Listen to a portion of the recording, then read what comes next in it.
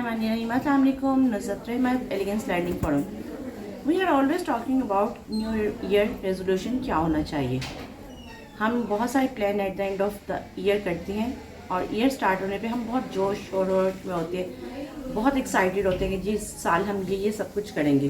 Suppose like एक छोटी सी example है कि अगर हम लोग being female we are always thinking कि जी हमें अपना वेट रिड्यूस करना है.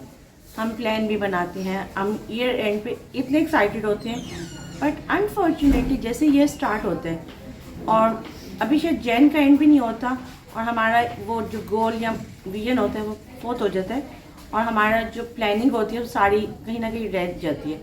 उसका मेन जो पर्पस होता है, जो मेन प्रॉब्लम उसमें होता है, this is about the way कि हम लोग यहाँ से नहीं सोच रहे होते, हम लोग दिल से सोच रहे होते हैं. और जब दिल से हम फैसले करते हैं तो हम लोग बहुत ज़्यादा ओवर इमोशनल होते हैं कि हम कहते हैं कि आज प्लान बनाया और हम अगले हफ्ते तक पतले हो जाएंगे. ये एक दिन की नहीं होती. It's all about regular exercise कि आपने कैसे उसको प्लान करना है और आप कोई चीज़ भी उसको फोर्सफुली नहीं कर सकते. इसका सबसे मेजर एक जो मेन कंसर्न आता है कि हम देखते हैं कि जब हम बच्चों को भी फोर्स करते हैं, जैसे बच्चों के लिए हम विजन बना देते हैं कि जी बच्चों ने इस साल A+ ग्रेड लेके ही आना है घर पे. हम अपना एक गोल बनाते हैं कि इस साल हमने चाहते या ना चाहते हुए भी हमने ये चीज़ बाय करनी है. बट क्या हमने उसका पीछे प्रॉपर एक प्लानिंग की होती है? क्या उसको कहीं अच्छा एक और इंटरेस्टिंग बात जो मुझे लगता है कि बहुत हद तक बीइंग नेचर ये बहुत ऑथेंटिक बात है कि जो हम सोचते हैं वो होता है. वन मोर थिंग कि जो हम लिखते हैं ना वो शायद एक स्टैम्प हो जाती है आपकी बात के ऊपर कि वो बात वाकई 110% आपको मिलता है या मिलती है वो चीज़. जैसे चलो यहाँ पर हम न्यू ईयर के पॉइंट से जब बात कर रहे हैं कि न्यू ईयर रेजोल्यूशन हमारा क्या होना चाहिए, तो बहुत मेजर एक पर्सपेक्टिव आता है कि जो हम सोच रहे हैं वो हम दिल से नहीं दिमाग से सोचें, पहली बात. दूसरा ये कि जब हम उसको सोचें उसको कहीं राइट डाउन करें और विद प्रॉपर टाइमलाइन के साथ कि आइदर ये चीज़ अगर सपोज है कि हमने प्रॉपर पतले होने का प्लान भी करना है तो हम उसको प्रॉपर राइट डाउन करें कि इस डेट को, इस माह को हमने अपना वेट रिड्यूस करना है. टू बी वेरी ऑनेस्ट, आप जब उसको डेली रीड करेंगे, जब आप उसको देखेंगे डेली, तो एक दिन ऐसा आएगा कि जब आप खुद अपने आप को इस बात पे मनवा लेंगे कि हाँ जी नहीं, मुझे सिर्फ ये देखना नहीं है, मुझे सिर्फ लिखना नहीं है, मुझे इस पर इम्प्लीमेंट भी करना है. और ये वो इंटरेस्टिंग बात है कि शायद आपको इसके लिए कोई एफर्ट नहीं करनी पड़ेगी, कोई जिम नहीं जाना पड़ेगा, कोई डाइट प्लान नहीं करना पड़ेगा. बट अगेन उसमें आपकी हैबिट ऑटोमेटिकली ऐसे डेवलप हो जाएगी. आप मॉर्निंग में उस टाइम पे उठेंगे, आप मॉर्निंग वॉक को प्रेफर करेंगे, आप अपनी डाइट को प्रेफर करेंगे, आप खुद अपने आप को उस वे से उस एंगल में कन्वर्ट कर लेंगे. दूसरा एक और न्यू ईयर के पॉइंट से बात आती है, न्यू ईयर रेजोल्यूशन के पॉइंट से, जो हम वर्किंग पर्सनस होते हैं वी आर ऑलवेज थिंकिंग कि शायद न्यू ईयर आएगा, कोई शायद मैजिक होगा और अगला साल में हमें कुछ ऐसा कोई अलादीन का चिराग मिल जाएगा जो सारा उस एक माह में, दिसंबर से जैन तक का जो मंथ होता है ना, शायद हमारे लिए ये एक्साइटमेंट होती है कि वी आर थिंकिंग कि अच्छा दिसंबर एंड हो रहा है, जनवरी स्टार्ट हो रहा है, कोई ऐसा मैजिक आएगा, कोई नौकरी के हमारे लिए कोई अपॉर्चुनिटीज़ आ जाएंगी, कोई हमें $1 मिलियन नौकरी मिल जाएगी. बट अगेन क्या हमने इसके लिए भी कोई प्लानिंग की हुई है? हमने इसके लिए भी कोई वर्किंग की हुई है? हमने इसका पीछे क्या एजेंडा तैयार किया हुआ है? हमने अपने आप को कितना ग्रूम किया? एक और चीज़ आती है, जब मैंने पहले भी एक बात की थी कि हम लोग जो मैंने एक पीछे अपनी वीडियो की है जिसमें एक टॉपिक मैंने किया था कि हमारे यहाँ पर स्किल बेस्ड जॉब नहीं है. क्या हम स्किल को और प्लस एजुकेशन को मैच कर रहे हैं?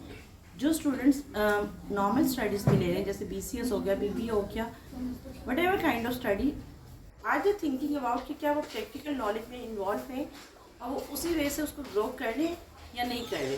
तो न्यू ईयर रेजोल्यूशन में जो जॉब पर्सन है वो अपने आप को कोई मैजिक का वेट नहीं करें, कोई अलादीन के चिराग का वेट नहीं करें, बट येस वो अपने अंदर ये ऐड ऑन करें कि वो एक और क्या ऐसी नहीं हो स्किल ऐड ऑन कर सकते हैं जिससे उनकी करंट या कहीं और कंपनी में उनकी वर्थ इंक्रीज़ होगी. जैसे हम आजकल आर्टिफिशियल इंटेलिजेंस की बात करते हैं, तो क्या हम में से किसी ने उस पर वर्किंग शुरू की है या उसके मतलब सोचना भी शुरू किया है? यहाँ अभी तक हम इसी बात में हैं कि हम काफ़ी हैं अपनी कंपनी के लिए. अब पर्सनल बात आती है कि न्यू ईयर रेजोल्यूशन में सबसे मेन हमारे का होता है कि शायद पता नहीं हमारे बच्चे को कोई ऐसा मैजिक लगेगा, कोई जंप लगेगा और बच्चा ए ग्रेड लेके आ जाएगा।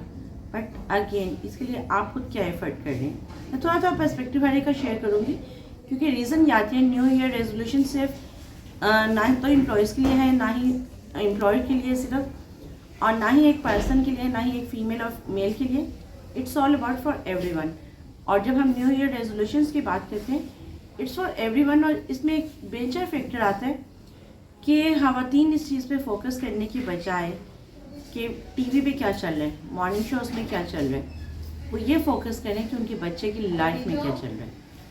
और जो मेल और फीमेल के पर्सपेक्टिव से एम्प्लॉयज़ और एम्प्लॉय के पर्सपेक्टिव से अगर बात की जाए तो हेल्थ एंड वेल बीइंग की बात मैं ज़रूर करूँगी। It's very very important factor कि जिसको हम बहुत हद तक इग्नोर कर रहे होते हैं। हेल्थ ये वो फैक्टर है जो अनफॉर्चुनेटली हमारी पर्सनल एंड प्रोफेशनल लाइफ में ख़त्म होता जा रहा है। बहुत सारी कंपनीज़ ऐसी हैं कि जो एम्प्लॉयज़ की इंश्योरेंस ख़त्म करवा चुकी हैं। बहुत सारी कंपनीज़ ऐसी हैं जो एम्प्लॉयज़ का जो मेडिकल है वो बंद कर चुकी हैं आफ्टर कोरोना, बजाय उसको स्टार्ट होना चाहिए। But unfortunately due to shortage of budget, financial crunch और sort of like many other fancy words, हमने ये चीज़ें स्टॉप कर दी हैं। On the other side when we are talking about like person भी, तो हम कहते हैं कि हमारी सैलरी या हमारा बिजनेस का जो बजट है वो हमारी हेल्थ पे नहीं हो। हेल्थ मीन्स नॉट लाइक कि आप मेडिसिन बाय करो। हेल्थ मीन्स नॉट लाइक कि आप किसी हॉस्पिटलाइजेशन, खुदा ना खास्ता जब आप पे आते हैं तो तब आप जाएं। हाँ, अलबत्ता हेल्थ का फैक्टर मीन्स कि आप हेल्दी फूड लें, आप जंक फूड से अवॉइड करें, आप फ्रूट लें, आप मेडिसिन के बजाय ड्राई फ्रूट को उस पर पैसा अर्ज कर लें। It would be more good rather than कि आप जब बीमार हों और जब आप हॉस्पिटल में जाएं, जब आप तकलीफ में ज़्यादा हों और तब आप इस चीज़ को करें। एक और कुछ अरसे से हमारे पाकिस्तान में अभी हम जो बात कर रहे हैं वो हेल्थ और वेल बीइंग पे बात करें। It's very very important factor for everyone. अगर हम बात करें वर्किंग पर्सनस की, वर्किंग वोमेन और working male person, it's very important कि चाहे मेल हो चाहे फीमेल हो, जब वो सुबह से 9 से लेकर मैं 9 to 5 और 9 to 6 की बात करूँगी। If I am talking about like Pakistan में जो जॉब का है, इट्स अबाउट 9 to 9 कह सकते हैं, 9 to 10 कह सकते हैं। जैसे ऑडिट डिपार्टमेंट हो गया, जैसे फाइनेंस हो गया, अकाउंट्स हो गया, to some extent IT and development side के जो बच्चे होते हैं वो हो गए, या डिफरेंट और सेक्टर्स के जैसे डॉक्टर्स हो गए, मेडिसिन से रिलेटेड हो गए, तो वो खुद एक तरह से 12 आवर्स की जॉब कर रहे होते हैं।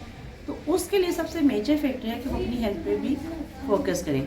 सेकेंड वन, अगर हम अपने जो पेरेंट्स की बात करें तो सारी उम्र वो हमारी केयर कर रहे होते हैं। एट द एंड हमारी रिस्पॉन्सिबिलिटी होती है कि वी आर बॉदरिंग अबाउट कि क्या उन्हें कोई मेडिसिन से ज़्यादा, देखिए पेरेंट्स की मेडिसिन जो है ना वो बच्चों की कंपनी है। पेरेंट्स की मेडिसिन अच्छी खुराक है, पेरेंट्स की मेडिसिन अच्छा फल है, पेरेंट्स की मेडिसिन आपके सराउंडिंग की जो हल्ला गुल्ला है वो आपके में आती है। इसी तरह सेम हम बात करें बच्चों की, तो बच्चों की मेडिसिन क्या है? अच्छी हेल्दी कंपनी। और हेल्दी कंपनी किसकी? मदर की।